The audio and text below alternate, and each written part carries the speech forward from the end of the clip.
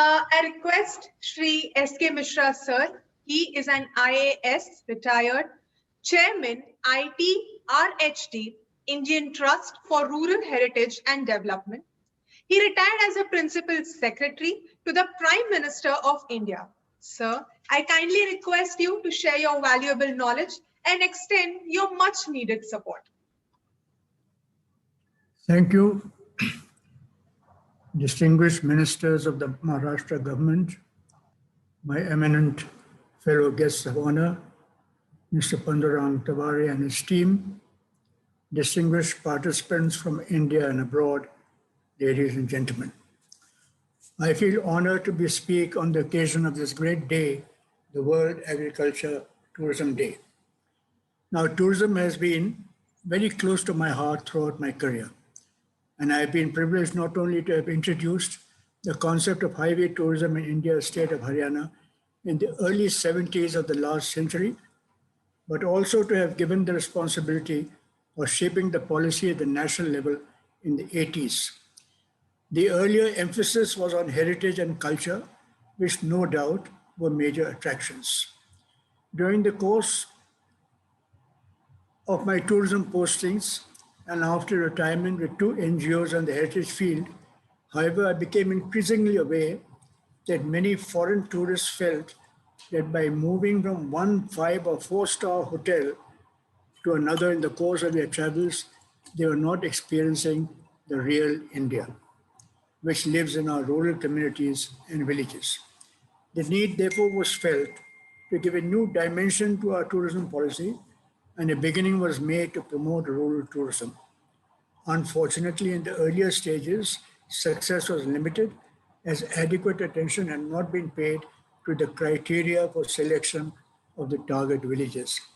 Learning from past mistakes, the government of India then came up with a more well thought out policy, which included providing incentives. It is heartening to find that now private sector efforts in this field have given hope for the future. Pandurang Taware, who is the moving spirit behind this conference, may rightly be considered as a prime mover and torchbearer for farm tourism in India, an important aspect of rural tourism, and deserves a hearty congratulations and gratitude for his leadership. Tourism has many linkages to tangible and intangible culture, crafts, cuisine, heritage, history, nature, wildlife. It has now been demonstrated that agriculture also has a key role to play by tapping the farm sector. This includes horticulture and tea and coffee plantations, for our farms provide not only food, but other things as well, all the while affording glimpses of the real and authentic India. Agricultural policy must therefore not ignore its potential in bringing about a dramatic change in the lives of farmers by mounting the chariot of tourism. It is very heartening to find representatives here of countries where farm tourism has taken off. These including Philippines, Italy, Greece, Uganda, South Africa, Scotland, USA, and Thailand. We can certainly benefit from the experience. Farm tourism provides farmers with alternate sources of income. The community is motivated to take care of the assets, attractions, and heritage, whether tangible or intangible. Environmental pollution is kept to the minimum. Preservation of the local ecology gets priority. Organic farming is promoted. The impact of global warming is better understood, and the opportunities are created for small business to flourish with the influx of tourists. Other benefits include improvement in healthcare facilities and civic infrastructure. And with the economic benefits, the general quality of life improves, which eventually leads to a fall in migration to urban areas.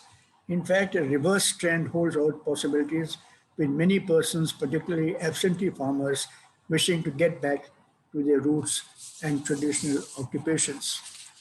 Indirect but equally important results are that local culture and traditions gain greater respect and are thus sustained. Fairs and festivals are celebrated with gusto. Local pride develops as the residents see the appreciation of visitors. Gandhiji had a vision for rural India based on an integrated program of rural development covering all aspects of rural life.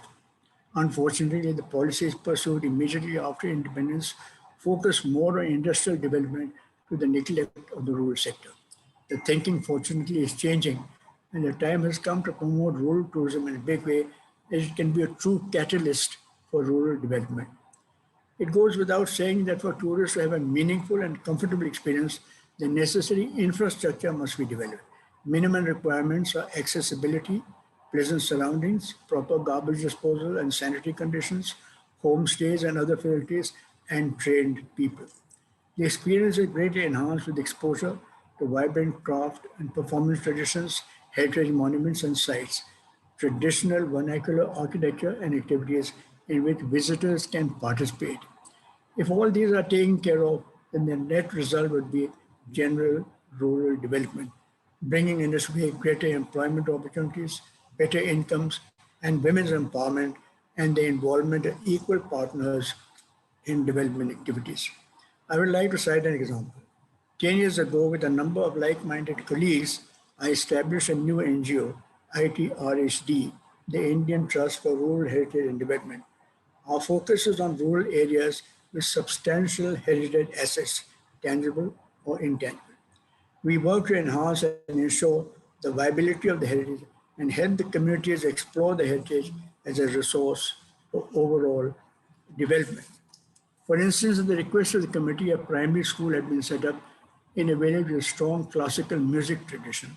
Instead of getting teachers from outside, not an easy task, we were able to identify a number of young local women who had done their graduation, trained them, and then appointed them as faculty of primary classes. They have acquired newfound respect both in the village and in their families, and now are involved in many decision making activities. In fact, they were strongly involved in designing the new school building.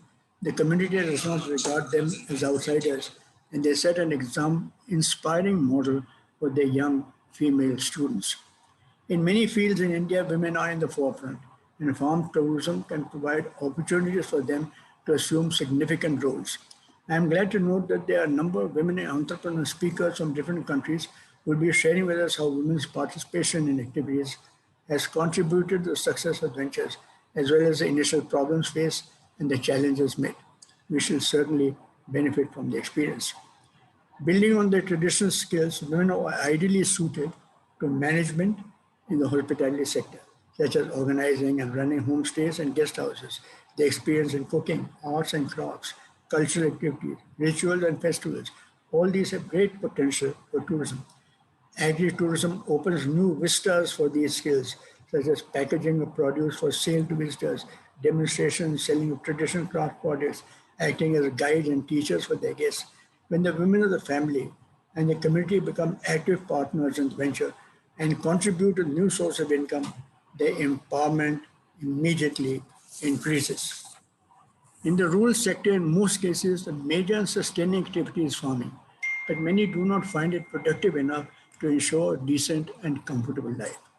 Agri-tourism offers the opportunity for farming to become a huge asset by creating an environment which offers new exposure and new income, thus bring about a welcome and desirable change in lives. Maharashtra has shown the way. In addition to Pandaram and two of his colleagues from Pune, I am glad to see that we have a participant from Punjab as well. I look forward to their presentations and hope that they can provide inspiration for other areas in India. I would hope that a concerted effort could be made at the national level by building partnerships on a long-term basis. Partnerships initiated by private parties should be supplemented and given full support by government, particularly the state level, with financing institutions like banks, NABARD, and the Tourism Finance Corporation of India. Professional advice from academic institutions like agriculture universities can be very helpful. And what is most important from the very beginning is the total involvement of the local community and local bodies such as panchayats, adopting farming techniques such as our well-tried out systems with organic farming will bring in better returns for the tourists as it will provide new insight. It would be advisable for the Ministry of Tourism to set up a separate directorate of rural tourism with two wings, one responsible for farm tourism and other for heritage and culture tourism in rural areas. A standing steering committee to provide guidance and monitor progress with representatives of the private sector and other concerned interests would inspire confidence. The Finance Ministry and state governments should every year have a budget allocation primarily for infrastructure. A word of advice before I conclude, based on our experience at ITRHD, the NGO that I've been actually involved with for the last 10 years. I would like to stress that farm tourism, which is aimed at promoting rural development, must include in its program conservation of our heritage, whether tangible or intangible, and support the preservation of the traditions which provide meaning to our lives. These would have a lasting impact on the minds of the visitors and enrich the experience immeasurably. Also, the effect of climate change on agriculture should also be a subject of constant study. I have every hope that this conference will spur us on to renewed efforts, and our association with friends from abroad, particularly those attending this conference, will be mutually beneficial. I wish your deliberations all success. Thank you.